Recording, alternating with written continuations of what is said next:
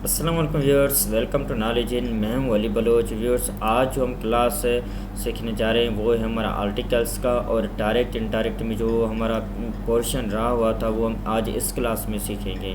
So let's start. हम अपना class start कर रहे हैं। व्यूअर्स, एक बात मैं आपको बताता चलूं कि हम जो हैं BPS 5 to 15 and HST, SST और HM के जॉब्स की प्रिपरेशन करवा रहे हैं। अगर आप इन जॉब्स के लिए प्रिपरेशन करवाना चाहते हैं तो आप नीचे दिया हुआ व्हाट्सअप नंबर पे रजिस्ट्रेशन आप करवा सकते हैं। So let's start.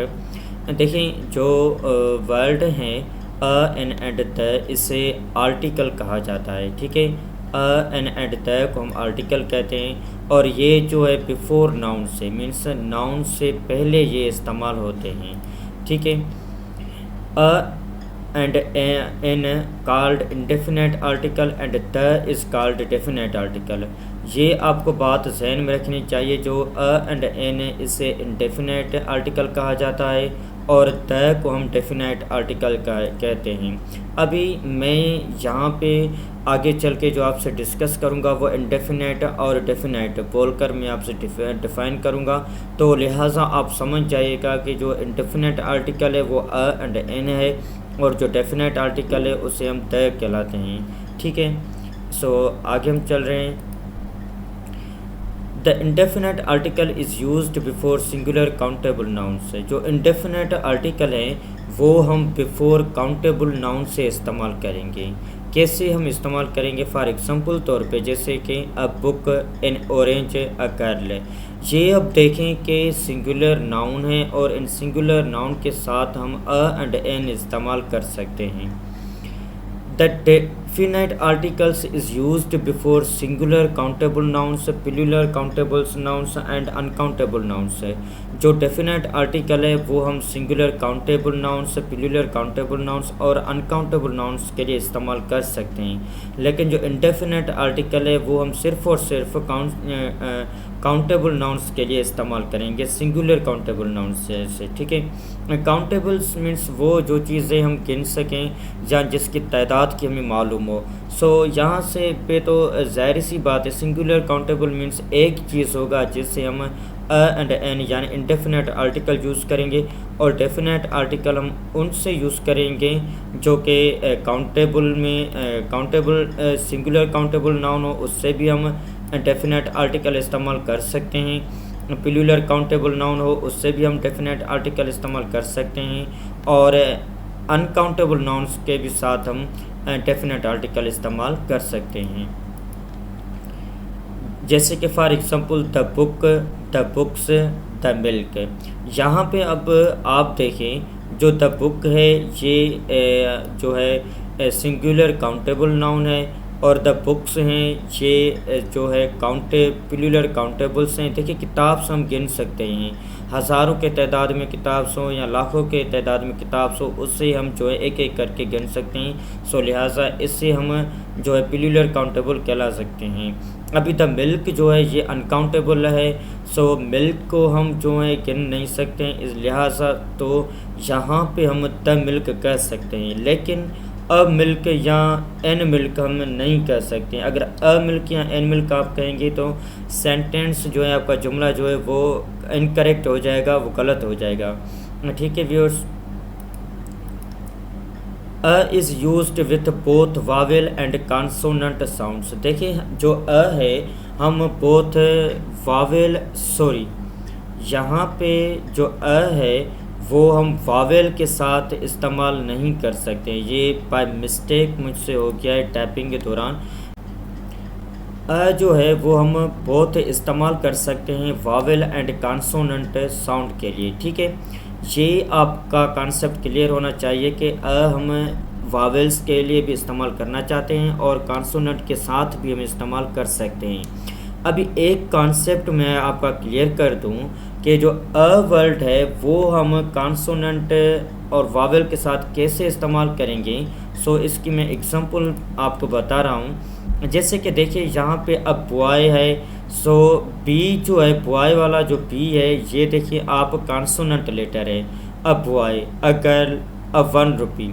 अब यहाँ पे देखें जो वन है वो है ये वावेल लेटर है। तो आप कहेंगे कि सर हम वावेल लेटर से कैसे इस्तेमाल कर सकते हैं, जबकि एक कॉन्सेप्ट है कि हम वावेल लेटर से एन इस्तेमाल कर सकते हैं। देखें बात यहाँ पे आता है उच्चार का, जो जिस लफ्ज़ का हम जो प्रोनाउंसिएशन निकालेंगे, अब जो हम अलिफ का आवाज़ दें वहाँ पे हम वावेल के साथ जो है एन इस्तेमाल करेंगे।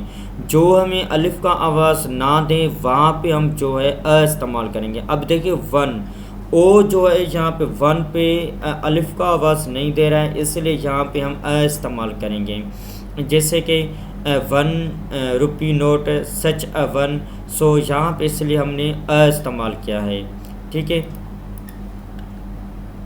Because one begins with the consonant sound W. जे मैंने पहले ही आपका जो है इसका कॉन्सेप्ट क्लियर करके आया हूँ। आई होप कि आपका यहाँ तक जो है कॉन्सेप्ट क्लियर होगा। सो आगे चल रहे हैं हम। Now an can be used for both consonant and vowel sound. अभी एक तो बात क्लियर है, वावेल के साथ हम एन इस्तेमाल कर सकते हैं। अब कॉन्सोनेंट्स के साथ हम कैसे एन इस्तेमाल करेंगे, देखें मैंने आपको पहले भी बताया कि एन हम वहाँ पे इस्तेमाल करेंगे जहाँ पे हमें अलिफ का आवाज़ मिले। फॉर एग्ज़ाम्पल तौर पे एन एम एनिमी, एन इनकपेड, an orange, an M P. अब यहाँ पे देखें एम जो है कॉन्सोनेंट लेटर है और एम एन भी कॉन्सोनेंट लेटर है, लेकिन एम हमें अलिफ का उच्चार दे रहा है, एम हमें अलिफ का आवाज़ दे रहा है, तो इसलिए यहाँ पे हमने जो है एम एन इस्तेमाल किया है। एक और बात आपको जहन में रखनी है, जैसे कि ऑनेस्ट है और है या हॉर्स है, जो एच है वो हमेशा साइलेंट में ही रहता है, तो लिहाजा एच को हम जो है प्रोनाउंसिएशन नहीं लेंगे, तो इसलिए हम जहाँ पे एन इस्तेमाल किया है। ठीक है, use of the definite article. अब डेफिनेट आर्टिकल हम कैसे यूज़ कर सकते हैं, when we talk about a particular person और थिंग और वन ऑलरेडी रिफर्ड टू। देखें जो चीज़ें जिस चीज़ के बारे में हम बात करें और उन चीज़ों के बारे में हमें ऑलरेडी जो है इल्म हो और ऑलरेडी हमें मालूम हो जिस चीज़ के लिए हम बात करने जा रहे हैं, तो वहाँ पे हम जो है द इस्तेमाल करेंगे। फॉर एग्ज़ाम्पल तौर पे the book you want is out of print, which book the one you want. देखिए आपको जो बुक आपको चाहिए था, जिस बुक के लिए आपका तड़प था, जो बुक आपके लिए प्रिंट के लिए भेजा हुआ था, वो बुक जो है आपका प्रिंट हो चुका है। इट मीन्स कि आपको उस बुक का इल्म है, तो वहाँ पे हम क्या इस्तेमाल करेंगे, द इस्तेमाल करेंगे। Let's go to the park, चलो चलते हैं पार्क पे। देखिए हम उन पार्क की बात करते हैं जो टाउन में पार्क मौजूद है, जिस पार्क का हमें पता है, तो लिहाजा इसलिए हम यहाँ पे कह रहे हैं let's go to the park, park पे चलते हैं। When a singular noun is meant to represent a whole class, जब सिंगुलर नाउन किसी होल क्लास के बारे में बताए तो वहाँ पे भी हम द इस्तेमाल करेंगे। फॉर एग्ज़ाम्पल तौर पे अभी देखिए जो पुलिस है, अभी पुलिस क्या है, एक बंदे को हम पुलिस नहीं कह सकते हैं। यहाँ पे देखिए पुलिस जो है हम सारा जो है एक जो है कांटेक्ट है, मजमूआ एक लोगों का है, उससे हम पुलिस कहते हैं। तो एक होल चीज़ को हम डिफ़ाइन करें एक सिंगुलर वर्ड में, फॉर एग्ज़ाम्पल तौर पे आर्मी को हम डिफ़ाइन करें एक सिंगुलर वर्ड में, या मैं और एग्ज़ाम्पल आपको दूँ कि टीचर को हम डिफ़ाइन करें एक सिंगुलर वर्ड में, तो वहाँ पे हम द इस्तेमाल कर सकते हैं। फॉर एग्ज़ाम्पल तौर पे the horse is a noble animal. जो हार्स हैं, हार्स तो देखिए बहुत सारे हैं, एक तो हार्स नहीं है ना जिसे हम नोबल एनिमल कहलाते हैं।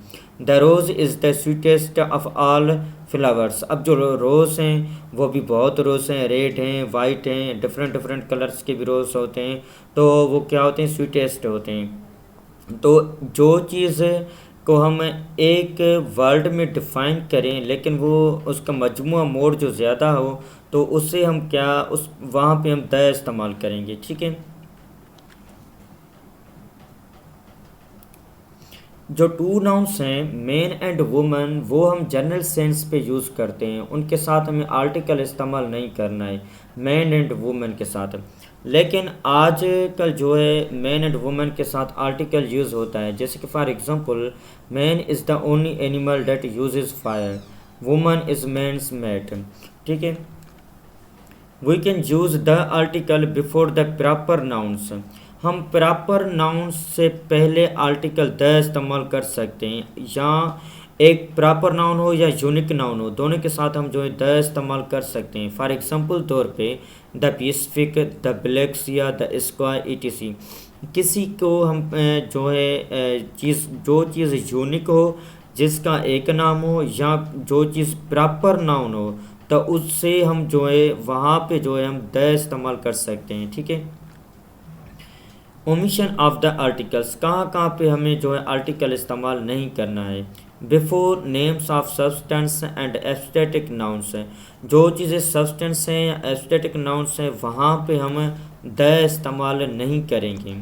फॉर एग्जांपल तौर पे sugar is the bed for your teeth, जो शुगर है वो आपके टीथ के लिए जो है नुकसानकार है, यहाँ पे हमें द इस्तेमाल, शुगर के साथ हम द इस्तेमाल नहीं करेंगे। गोल्ड इज़ प्रीशियस मेटल, अभी गोल्ड के साथ हम द इस्तेमाल नहीं करेंगे। ऐसी चीज़ें जो कि सब्सटेंस हो और एस्थेटिक हो, उसके साथ हम द इस्तेमाल नहीं करेंगे। इसकी जो नोट्स हैं वो भी मैं आपको प्रोवाइड करूँगा। अब कमांड्स, रिक्वेस्ट एंड एक्सक्लेमेशंस, विशेस, जो कि डायरेक्ट इनडायरेक्ट में ये टॉपिक्स हमारा था, जो कि आज इसको हम क्लियर करेंगे। In reporting commands and requests, the indirect speech is introduced by some verb expressing command and request, and the imperative mood is changed into the infinitive। जैसे कि Rama said to Arjun go away. अभी ये देखें क्या है, command है एक। ठीक है, ये एक जो है डायरेक्ट है। अभी इसे हम इनडायरेक्ट कैसे करेंगे। Rama ordered Arjun to go away. He said to him, please wait here till I return। अब ये क्या है, डायरेक्ट है। अभी इसे हम इनडायरेक्ट कैसे करेंगे। He requested him to wait there till he returned। In reporting exclamations and wishes, the indirect speech is introduced by some verb expressing exclamation or wishes। जैसे कि for example he said alas I am undone। इससे हम indirect में अब कैसे करेंगे। He exclaimed suddenly that he was undone. Ali said how clever I am. Ali exclaimed that she was very clever. मैं उम्मीद करता हूँ कि आज का लेक्चर आपके लिए बहुत ही हेल्पफुल साबित हुआ होगा। अगर मुझसे कोई यहाँ पे टीचिंग करने में कोई भी गलती हुआ हो तो काइंडली मुझे ज़रूर आप गाइड करिएगा, क्योंकि मैं भी एक लर्निंग प्रोसेस में हूँ, और लाज़िमन तौर पे ये नहीं है कि मुझे सब कुछ आ जाए। और कोई भी यहाँ पे गलती हो तो प्लीज़ मुझे गाइड ज़रूर आप करिएगा। सो मुझे दीजिएगा इजाज़त। अल्लाह हाफ़िज़।